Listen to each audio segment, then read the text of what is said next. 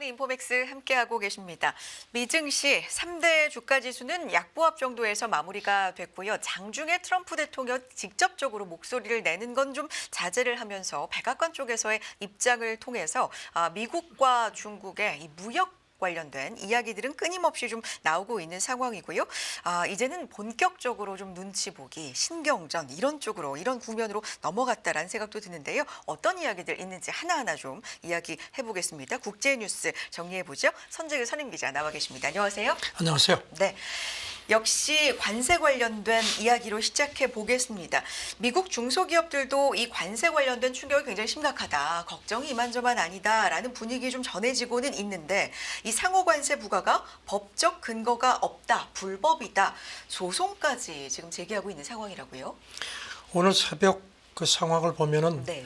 그 백악관 쪽에서 지금 중국이 별로 그렇게 반응을 보이지 않는 것처럼 네. 상당히 초조감 같은 걸 좀 드러내는 모습인데요. 네. 이런 가운데 지금 미국 내부에서 트럼프의 그 관세 정책에 대해서 지금 여기저기서 지금 그 법적 시비가 걸리는 모습입니다. 네. 미국 언론 보도를 보면은 중소기업들이 그 비영리기구 자유정의센터라는 데를 통해서 미국 국제 무역 법원에 소장을 냈습니다. 트럼프가 이 관세를 이제 쓴 근거로 이제 국제 비상 경제 권한법이라는 걸 썼는데요. 네. 이게 거기에 해당이 안 된다는 겁니다. 이 해당법을 보면요, 흔치 않고 보기 드문 위협에 대응할 수 있도록 대통령이 이제 국가 비상사태 선포하고 특정 금융 거래를 규제할 수 있는 아주 광범위한 권한을 부여하는 건데 네. 지금 이게 거기 해당이 되지 않는다는 게 이쪽 주장입니다. 그렇군요.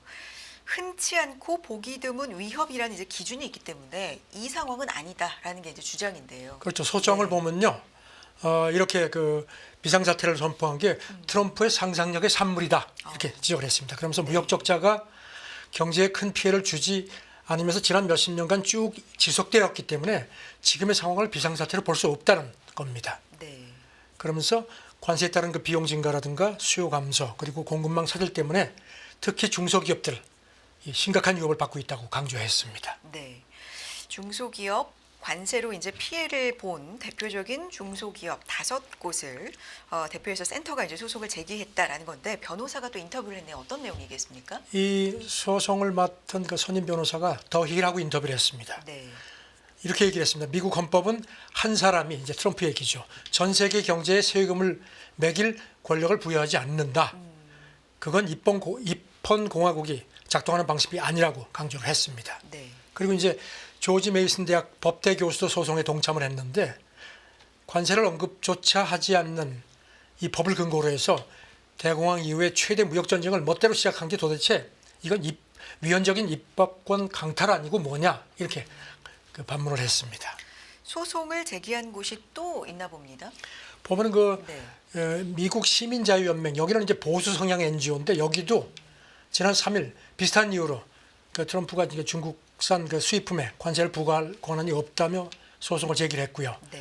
그리고 또 뭐 미국 원주민 부족도 트럼프가 캐나다에 부과한 관세가 이거는 잘못된 거라고 또 미국 법정에 소송을 지금 제기한 상태입니다.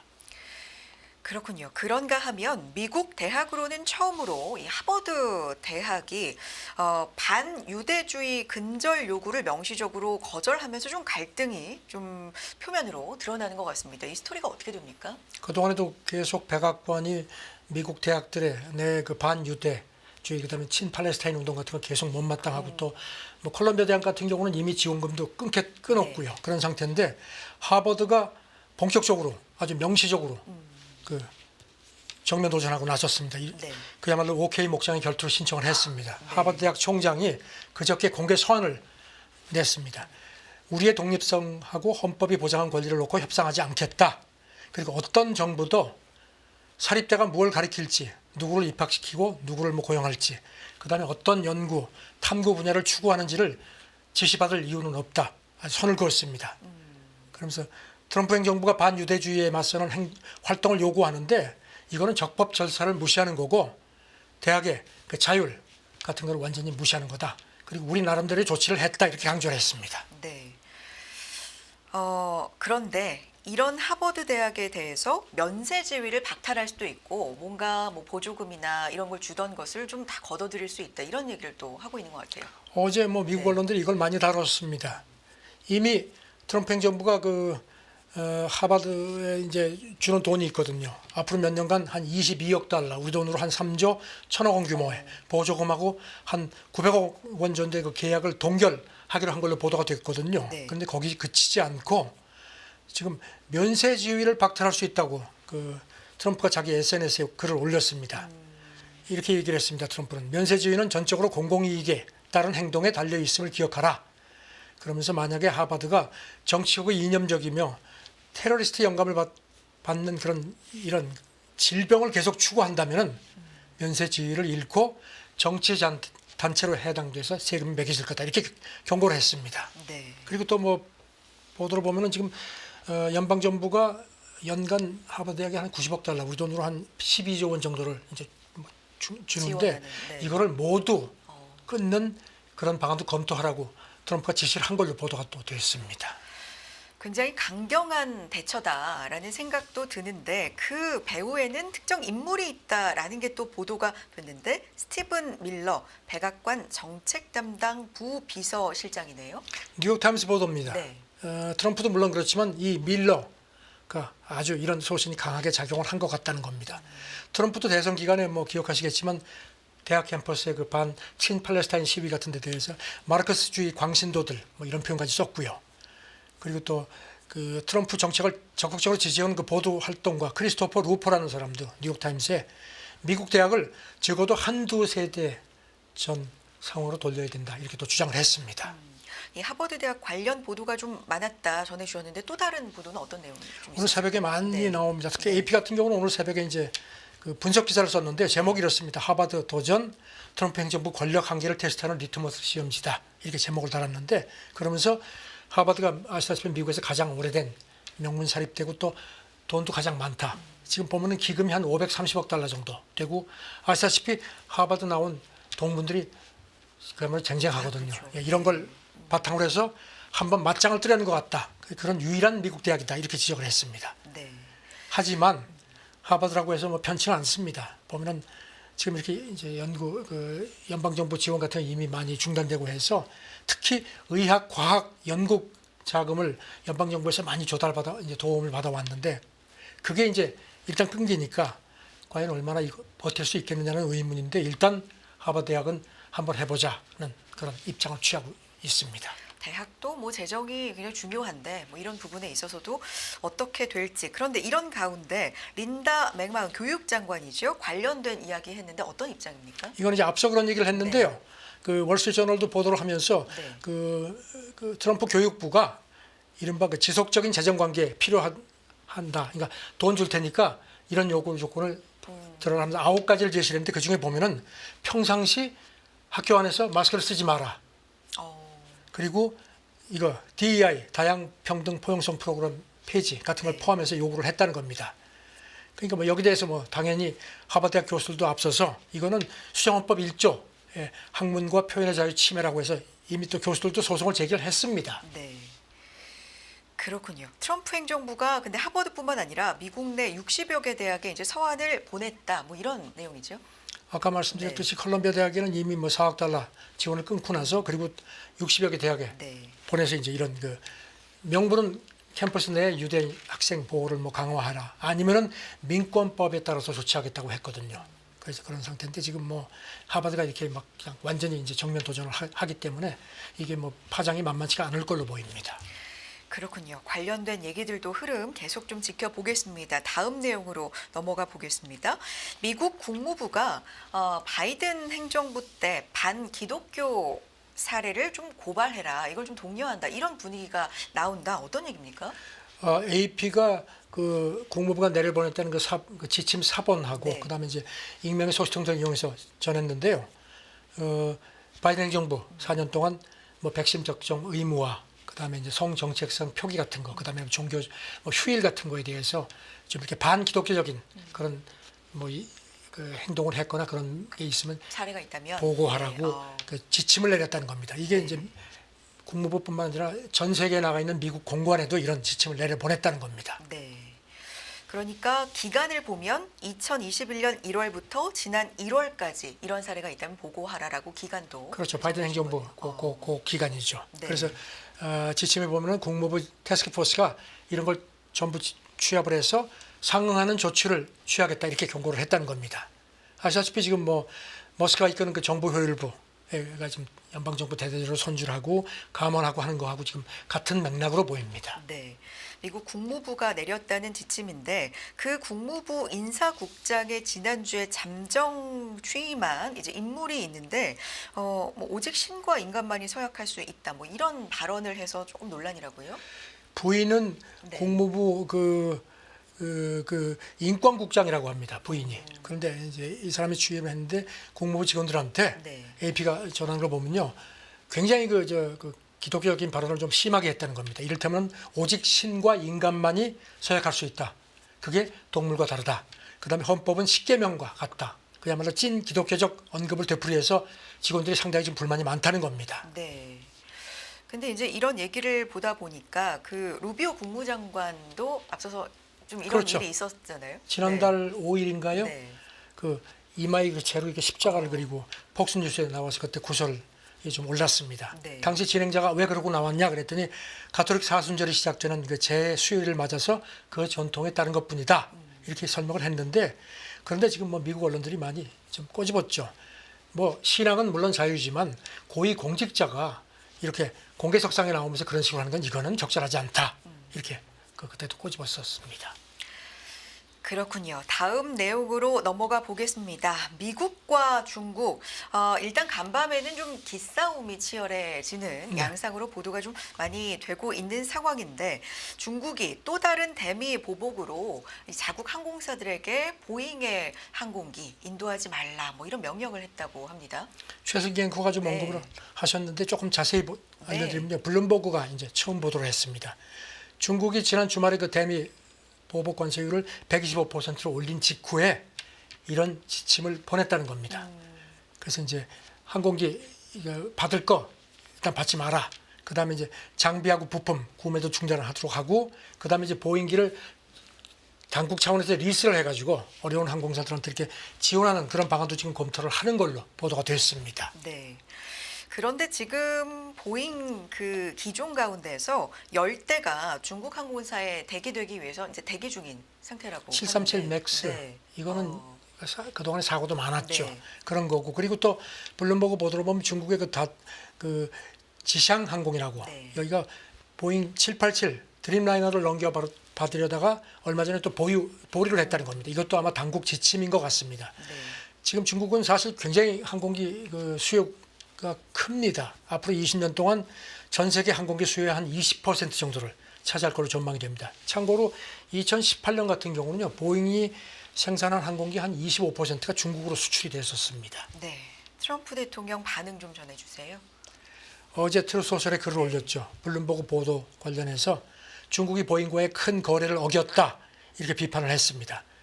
그러면서 이제 지금 미국 농가들이 지금 굉장히 어렵죠. 그래서 이제 돕겠다고 했는데 내가 일기 때도 그때도 이렇게 농가가 많이 어려웠는데 좀 버텨달라.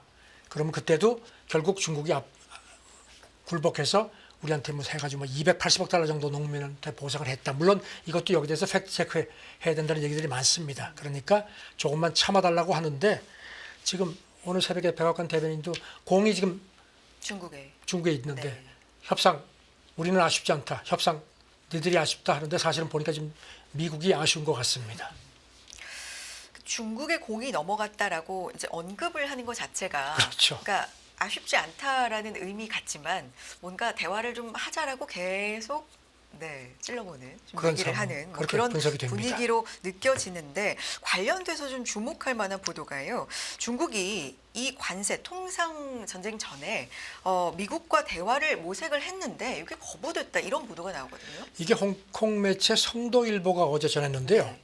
그랬다는 겁니다. 이제 중국이 이번 관세 전쟁이 나기 전에 추이덴카이 전 주미대사 이 사람은 이제 미국 통으로 평가가 되죠. 조용히 미국에 보내가지고 협상하려고 했는데 그게 제대로 되지 않았다는 겁니다. 네.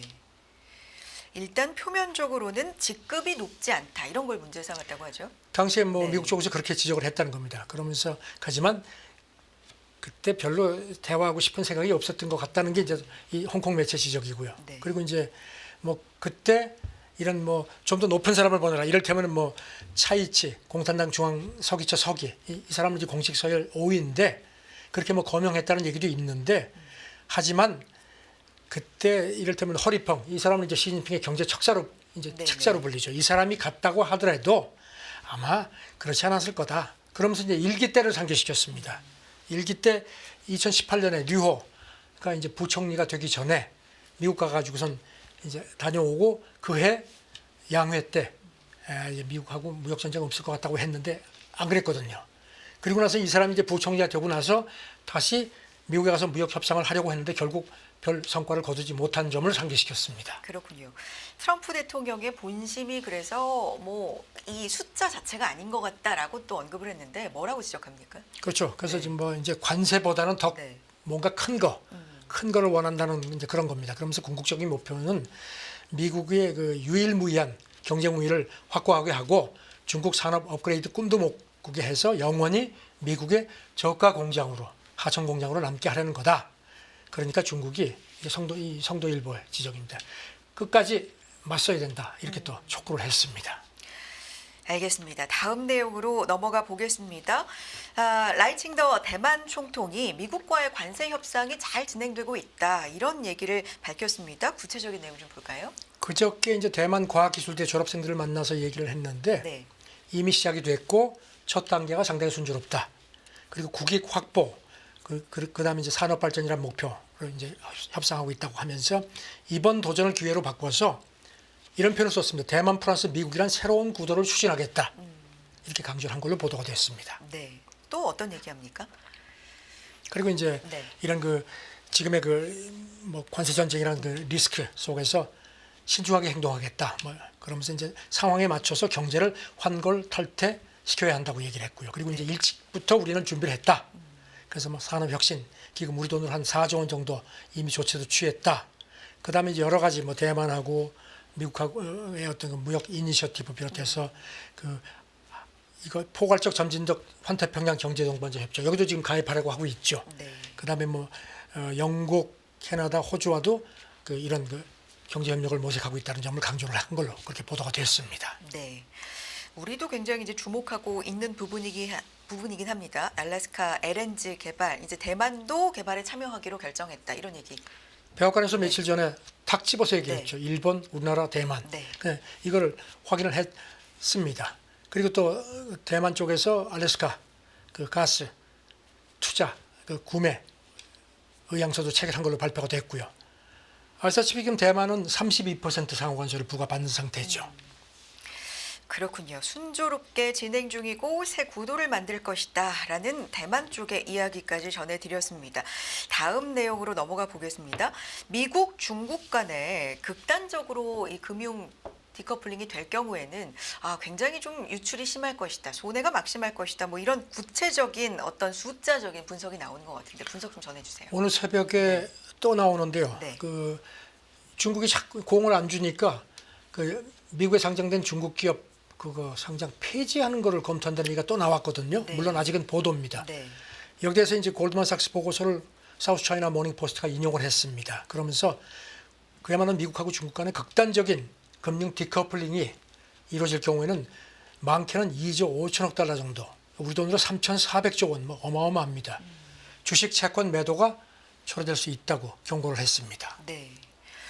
아무래도 이거는 주식, 채권, 매도 뭐 다 합한 금액이겠지만 말씀해주신 사실 지난주부터 중국 그 기업들 미국 내에서 상장 폐지 얘기가 물론 요거는 설이긴 합니다만 네. 나오긴 나오잖아요. 이것까지도 그렇죠. 지금 영향이 포함이 된 거죠. 그래서 골드만삭스는 이제 그래서 지금 이런 자꾸 보도가 나오니까 투자자들이 중국 기업 그러니까 미국 주식예탁 증서 상장 폐지 리스크에 지금 현재 집중하고 있다는 겁니다. 네.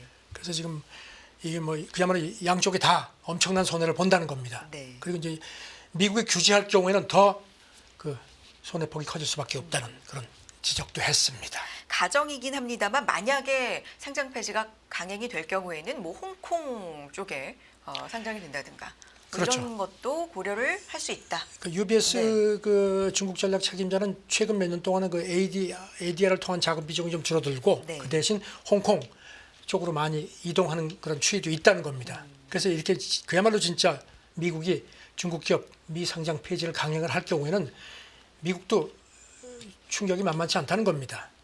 자본시장 접근 뭐에 대한 악화가 될 수밖에 없고 투자 기반 축소 때문에 이제 밸류에이션 하락이라든가 유동성 저하 같은 그런 부담도 미국이 감수할 수밖에 없을 거다 이렇게 경고를 했습니다. 그렇군요. 알겠습니다. 다음 내용으로 넘어가 보겠습니다. 미국 증시 이제 보면서 그리고 유럽 증시, 세계 증시 좀 분석을 하면서 루이비통도 시총 1위 자리 내줬다. 네. 이런 것도 이제 전해드렸었는데 관세 영향으로 명품 시장도 좀 어렵다. 이런 얘기 나옵니다. 근데 사실 좀 다른 뉴스들도 있어요. 이렇게 어려워도 경기가 안 좋아도 잘 나가는 명품들이 잘 나간다라는 게 또 한쪽에서 나오는가 하면 명품 시장도 굉장히 썰렁하다라는 얘기도 나와서 뭐가 맞는 겁니까? 자, 오늘 전해주실 내용은요? 그러니까 파이낸셜 타임스 네. 보도인데요. 네. 지금 명품 같은 경우에 물론 에르메스 같은 경우는 지금 오히려 그 늘었다는 얘기도 네. 있는데요. 미국하고 중국이 세계 양대 명품 시장이지 않습니까? 그러니까 뭐 충격을 받을 수밖에 없다는 겁니다. 네. 왜냐하면 명품은 대부분 프랑스하고 이탈리아에서 만들어지고 고급 시계는 주로 스위스인데 전부 지금 상호관세 부과 대상이거든요. 그런 상태라서 이제 여기 대해서 이제 본스타인 애널리스트 얘기가 트럼프의 그 변덕스러운 정책 이게 이제 최소한 그렇게 보이는 그런 게 특히 명품 시장의 그 전망 같은 거, 불투명성 같은 걸 또 높이는 아주 독이라는 겁니다. 그 불확실성이 크다는 걸 업계는 굉장히 싫어하잖아요. 뭐 시장도 그렇죠. 그렇고 산업계도 그런데 그 불확실성이 예상보다 좀 오래 간다라는 게 굉장한 좀 그게 악영향인 문제죠. 거죠. 네. 그래서 바클레이스 보면은 이제 그 루이비통 모의 헤네시 같은 경우는 이제 지난 1분기 한 1% 감소로 봤는데 사실 3%로 감소폭이 커졌다는 게 조금 전에 나왔었고요. 네. 그다음에 구찌 같은 경우는 같은 기간에 25%나 줄어든 걸로 되어 있습니다. 반면에 에르메스는 한 8% 늘기는 했는데 지금 뭐 보면은 그 서로 편한 얼굴이 아닙니다. 네. 샤넬 그 패션 담당 사장 얘기가 주식시장을 보면 명품 시장 추이를 알 수 있다는 겁니다. 그래서 빨라도 내년쯤에나 좀 이렇게 좀 안개가 걷히지 않겠느냐 이렇게 내다봤습니다. 뿐만 아니라 그 충격이 미술 시장에도 만만치 않게 미칠 것으로 관측이 된다. 이것도 관세 영향입니까? 네. 그 아트페어 프랜차이즈 아트바제라고 UBS가 보고서를 낸 걸 이제 연합뉴스 특파원이 인용을 했는데요. 네. 작년 같은 경우에 세계 그 미술시장 매출이 우돈으로 한 81조 한 5천억 원 정도. 전년보다 한 12% 감소. 그다음 미국 같은 경우는 아직도 1위인데 문제는 이제 중국이 지난 10일부터 미국 미술품 수입에 한 34% 관세를 부과했는데 이게 이제 영향을 준다는 겁니다. 네. 그래서 지금 이렇게 미국하고 중국이 관세 가지고 치고받는 사이에 이런 아트 미술품 시장에도 그 충격이 서서히 가시화되고 있다는 지적입니다. 이게 좀 차이가 비중이 있네요. 미국에 중국이 차지하는 미국에서 비중은 1%인데 대중 수출이 13%면 차이가 굉장히 그렇죠. 크네요. 네. 중국이 미국의 4위 그 미술품 수출 시장으로 되어 있습니다. 그러니까 이거는 이제 미국이 좀 더 좀 영향을 더 받는다는 그런 의미겠죠. 네. 알겠습니다. 다음 내용 넘어가 볼까요? 네, 다음 내용은요. 연합뉴스 이스탄불 특파원이 이제 인용해서 보도가 된 얘기인데 노화 방지 흔적이 확인될까라는 걸 이제 제목으로 달아주셨습니다. 흥미롭네요. 어떤 내용입니까? 그래서 하도 그냥 험한 네. 뉴스만 있는데 이 이제 튀르키예 매체를 인용해서 연합뉴스 이스탄불 특파원이 보도를 했는데요. 네. 미국 캘리포니아 고고학팀이 아르메니아하고 이란 국경에 있는 튀르키예 동쪽의 그 아리 지역에 아라라트 산이 있습니다. 거기 이제 노아의 방주가 묻혀 있을 거란 그 전설이 쭉 내려왔거든요. 이게 이 산은 효화산입니다. 그래서 네. 해발이 5,137m, 튀르키예에서 가장 높은 산입니다. 그래서 이제 여기를 발굴을 지금 하려고 한다는 겁니다. 네. 간단하게 이게 어떤 내용인지 좀 요약을 해서 전해주시면요. 뭐 구약 네. 창세기 보면 네. 뭐 다들 아시겠지만 노아 600세로 돼 있죠. 하나님 계시 받아서 이제 나무로 방주를 만들어서 동물과 함께해서 이제 대홍수 닥쳤고 그리고 이제 한 150여 건 엄청난 홍수가 온 걸로 돼 있고 그리고 이제 남았죠. 살아남아서 물이 빠지고 그 방주가 이 성경에 보면 아라랏 산에 걸려서 멈춘 걸로 돼 있거든요. 그리고 이슬람 경전 쿠란에도 비슷한 얘기가 기록돼 있습니다. 그래서 네. 이제 그 튀르키예 그 산에 노아의 방주가 아마 유물이 묻혀 있을 거다는 관측이 그동안 이제 쭉 전설처럼 내려온 겁니다. 그렇군요. 이 내용 마무리 좀 해주세요. 어떤 부분 이게 왜냐하면 우리가 경제 이제 관세 얘기하다가 굉장히 이제 고고한 얘기로 넘어가서요. 네. 어떤 부분 좀 주목해 볼까요? 그래서 마무리해 주세요. 그 네. 여기가 이제 그 산 중턱 남쪽 중턱에 네. 이제 두루프나라는 지대가 있는데 이게 이제 한 160m 정도의 평평한 타원형 지형인데 여기를 이제 가면 이제 관광객들이 전부 볼 수 있다는 겁니다. 그게 마치 배 아랫부분하고 흡사하다는 점도 있고요. 그래. 그다음에 이제 여기서 흙을 채취를 했는데 해양 퇴적물, 연체동물 성분 같은 게 나왔다는 겁니다. 그리고 레이더로 테스트를 해보니까 땅속 깊숙한 곳에 직사각형 구조물도 있는 걸로 분석이 됐다는 게 현지 언론 보도입니다. 네. 그래서 이거를 발굴을 지금 하려고 한다는 겁니다. 근데 이 아라라시라는 데가요, 꼬냑도 유명합니다. 아르메니아산 꼬냑인데요. 이게 1945년 얄타 회담 때 스탈린이 처칠한테 선물을 했는데 처칠이 야 이거 너무 맛있다 해가지고 죽을 그래요? 때까지 매년 한 400병씩 스탈린이 선물을 했다 그러면 그래서 맛있다고 그랬는데 저도 이걸 한번 맛을 본 적이 있습니다. 그래요? 근데 정말 그야말로 그 싱글 몰트를 즐기는 사람들한테 최고의 명품입니다. 그렇군요. 알겠습니다. 또 모르던 사실도 알게 됐네요. 여기까지 국제뉴스 듣도록 하겠습니다. 손재규 선임기자 함께했습니다. 고맙습니다. 네, 감사합니다.